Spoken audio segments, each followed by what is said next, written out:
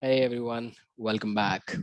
Well, in today's video, we are going to upgrade the cluster, just like we have updated the application. Now, uh, as a part of AKS cluster lifecycle involves performing periodic upgrades to the latest Kubernetes version, it is important you apply the latest security release or upgrade to get the latest features. So we know why we do the upgrade, but first we need to see how can we do that. We'll see through CLI, we'll see through portal, how can we do that. But there are a few things I just wanted to tell you before we go ahead and perform the lab.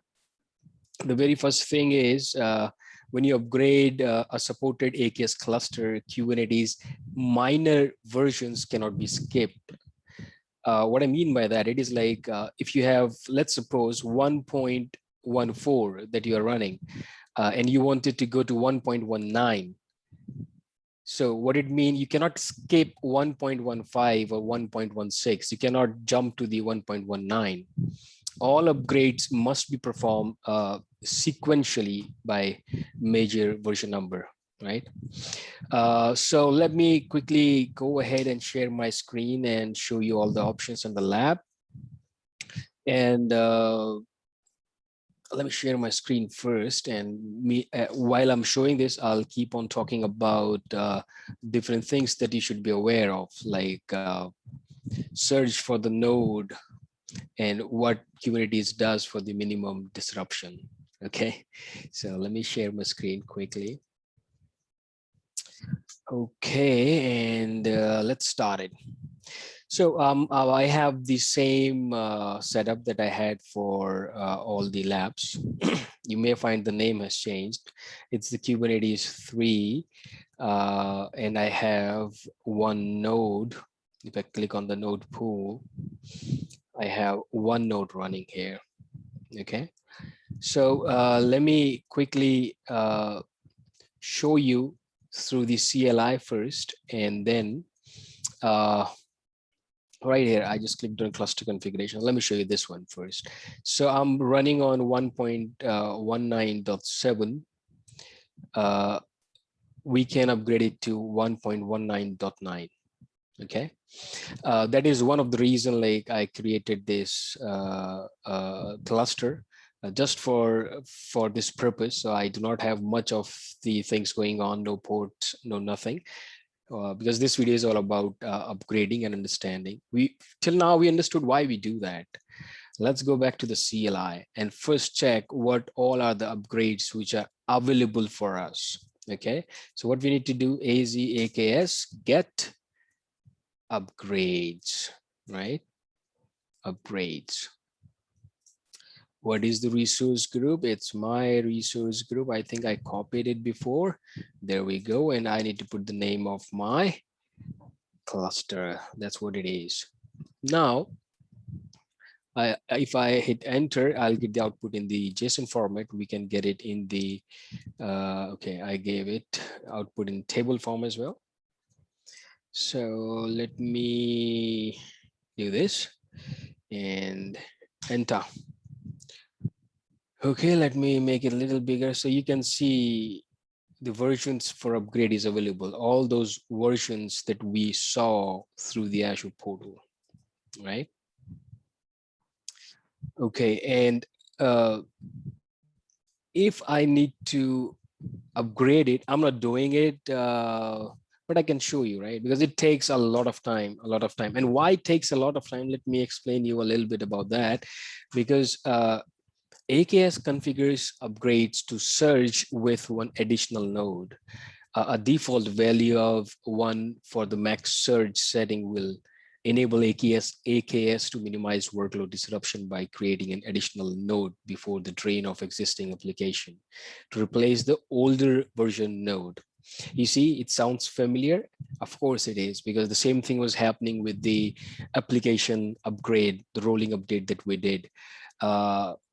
The default value here is 1. So it will create one node with the latest version, and it will move the pods there one by one so that there would be minimum disruption, but that's a default value. You can change it by increasing the max search value. The upgrade process completes faster for sure, but setting a large value for max search may cause disruptions during the upgrade process, and it takes a lot of time.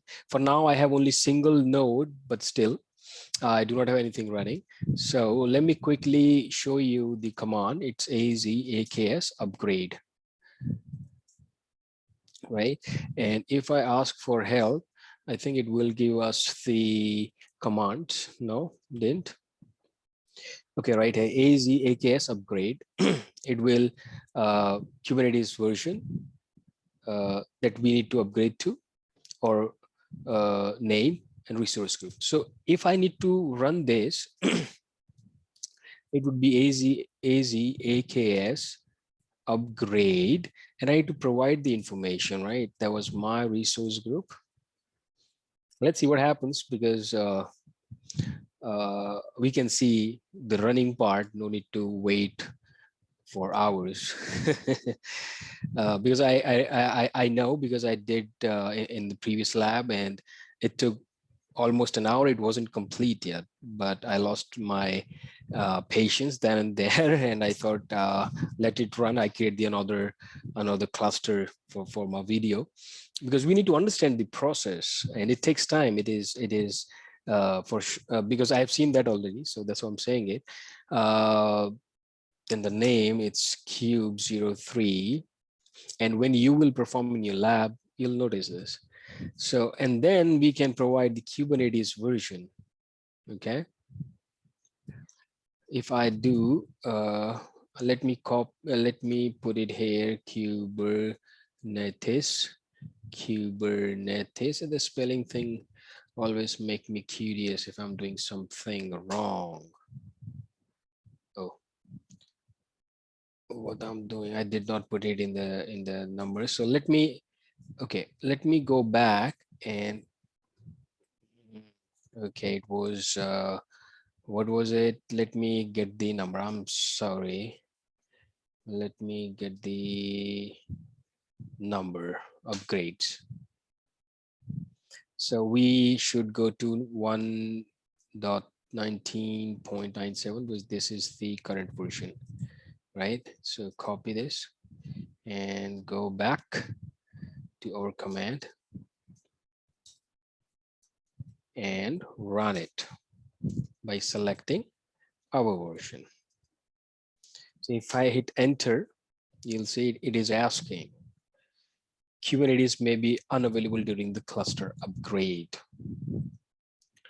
So if you are okay, then you can hit yes, and of course we are okay, and because it will perform in such a way that minimum disruption to the pods.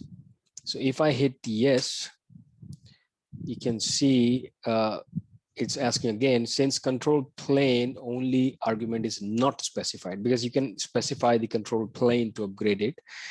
This will upgrade the control plane and all node pools. We have only one to this version. You want to continue? Then yes, we want to continue, and it will do the process. Now it will start showing the running process. Meanwhile, if I come here and refresh it, go back to the cluster configuration, you see it's grayed out now because it's upgrading. So that's how you can upgrade it. It's showing running here, and if you want to decode it,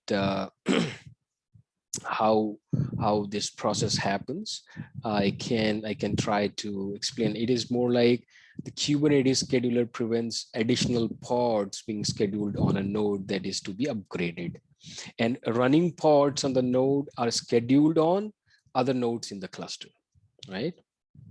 A node is created that runs the latest Kubernetes components, and when the new node is ready and join the cluster, the Kubernetes scheduler begins to run pods on it. Okay, and the old node is deleted, and the next node in the cluster begins the join process, if you have like so many nodes. So this is the same thing that I was talking about at the beginning, the search part. Okay, let me summarize the video. So in this video, we learned how to upgrade the Kubernetes cluster with the help of Portal, with the help of CLI. We cannot skip the minor versions. And there is the same process like the upgrade applications. There is a maximum search that you can define. By default, it is 1 for the minimum disruption of the application. So thank you for watching and take care. Bye-bye.